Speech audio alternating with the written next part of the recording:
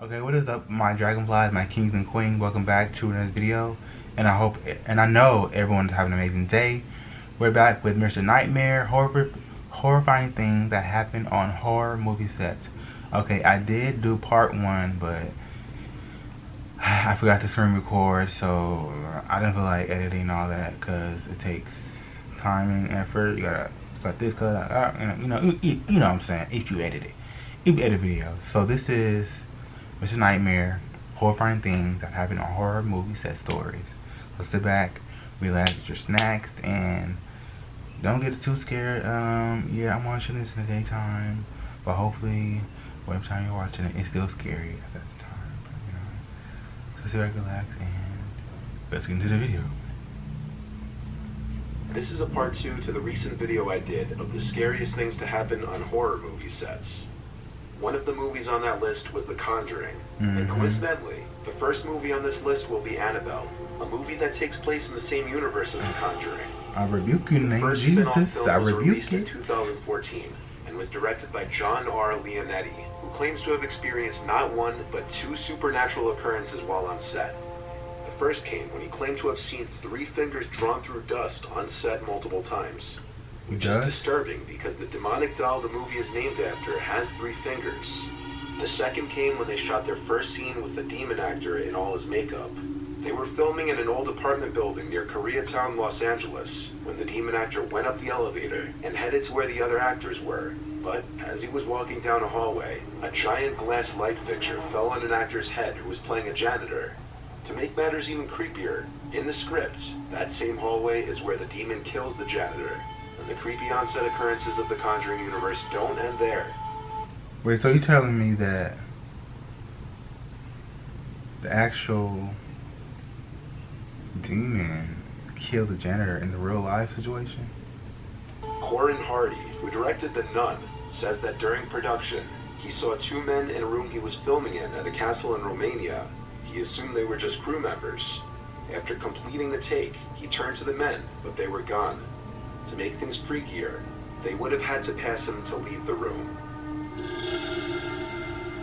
The 1982 movie The Poltergeist is a movie that is rumored to have been cursed.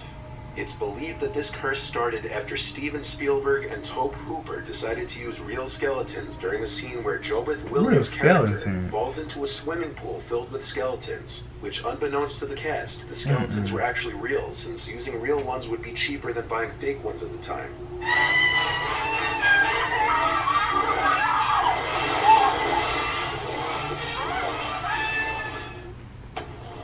Majority of I'm like, no ma'am, you're not using me. You gotta give me triple times of what you're about to pay me. So if you pay me 2K, I want 6K. No, 20K. The fuel for the alleged curse stems from the deaths of multiple cast members. In total, 4 cast members died during and soon after the filming of the series. What? Carol Ann Freeling, the young protagonist of the trilogy, was played by Heather O'Rourke, and she was only 6 years old when the first Poltergeist film was released. Sadly, she was misdiagnosed with Crohn's disease in 1987, and the following year, she got sick again and was misdiagnosed with simply having the flu. But one day later, she collapsed and suffered a cardiac arrest. She died that day during an operation to correct the bowel obstruction. Dominique Dunn, who played the original older sister Dana Freeling, met an equally tragic and unforeseen fate. In November of 1982, Dominique's ex John Sweeney, who she had recently cut ties with, showed up at her house pleading for her to take him back. When she refused, he grabbed her neck and choked her until she was unconscious, leaving her to die in her driveway. Sweeney was sentenced to a horrendously tragic and unforeseen fate. In November of 1982, Dominique's ex John Sweeney, who she had recently cut ties with, showed up at her house pleading for her to take him back. When she refused, he grabbed her neck and choked her until she was unconscious, leaving her to die in her driveway. Sweeney was sentenced to a horrendously lenient 6.5 years in prison, but was released after only 3 years and 7 months. Julian Beck played the evil preacher Cain for Poltergeist 2. In 1983, Julian had been diagnosed with stomach cancer, which took his life soon after he finished work on the second installment of the series. The same film was met with further tragedy after Will Sampson, who played Taylor the Native American shaman, died after undergoing a heart-lung transplant, which had a very slim survival rate. Poltergeist remains a movie with one of the highest amount of tragedies to hit its cast members. Heather O'Rourke was believed to have haunted the set of another movie, though, the 1990 film Ghost. Not as much a horror movie, just a movie about the afterlife, but some believe there may have been a real supernatural presence on set. The movie involved Paramount Studios' Stage 19, where the sitcom Happy Days was filmed, a sitcom that Heather starred in 12 episodes for. Workers from the stage have experienced inexplicable power outages and have heard laughter late at night, laughter reminiscent of Heather. One night shift security guard who worked Stage 19 told about the paranormal activities that go on at the studio. The security guard claimed that almost every night he would hear running and laughing on the catwalk above the set, which is where Heather liked to play when she was on the set for Happy Days.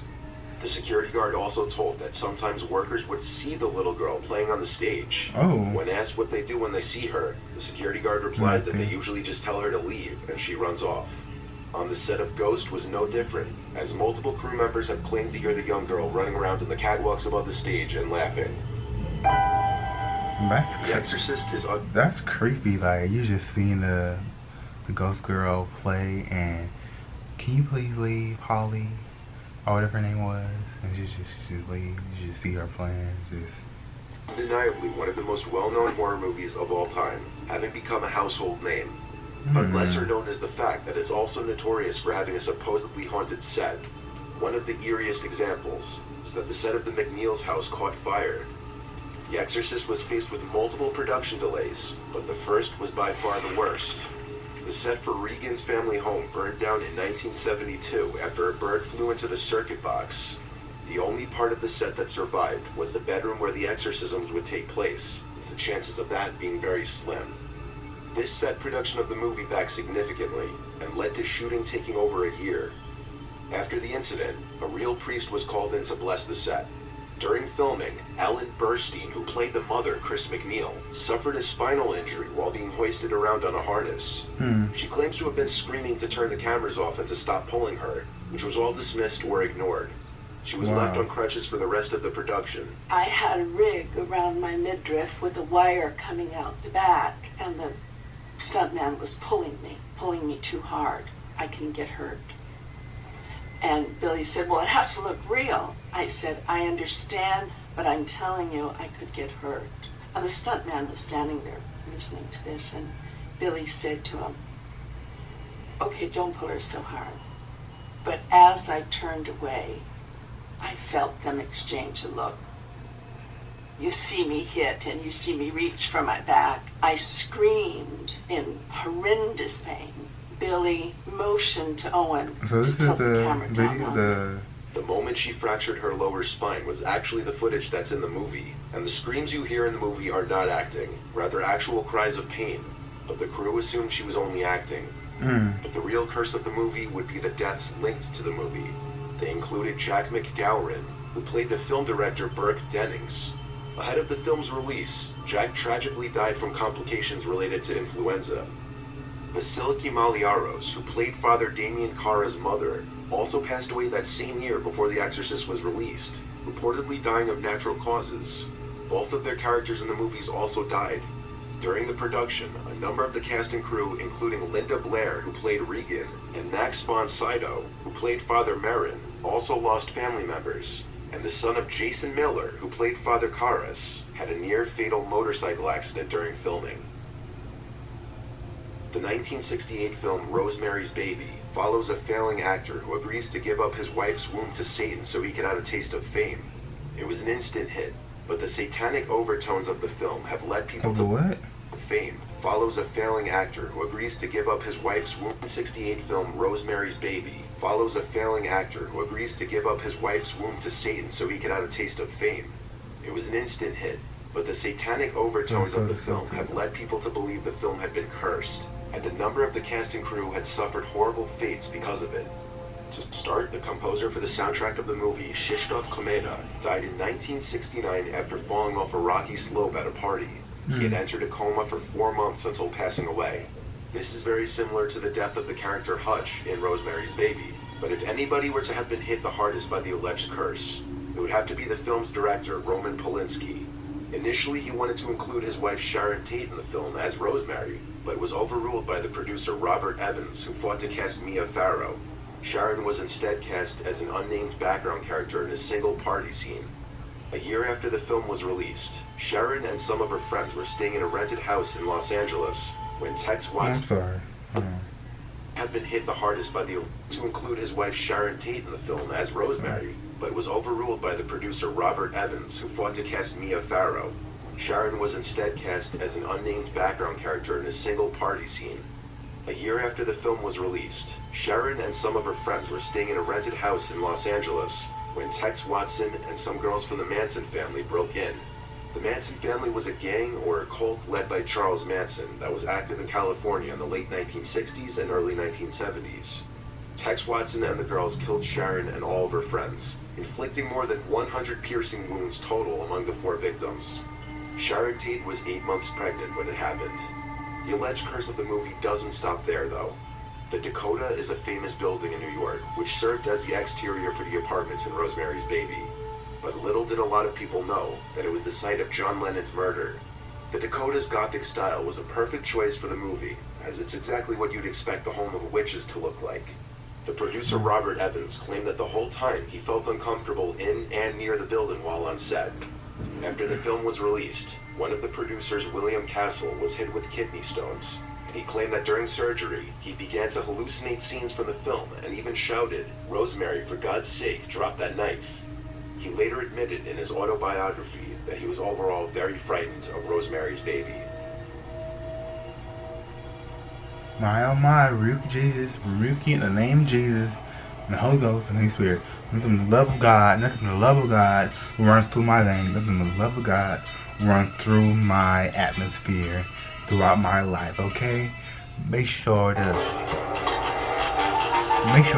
speak positivity of your life, protect yourself at all times. Say a protection candle.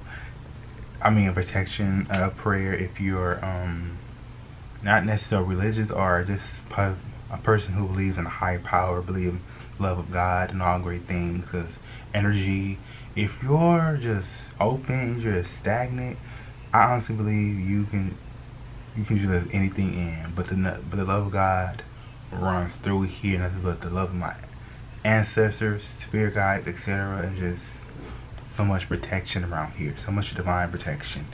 No harm to me, no harm to none, nothing but the love of God, you know.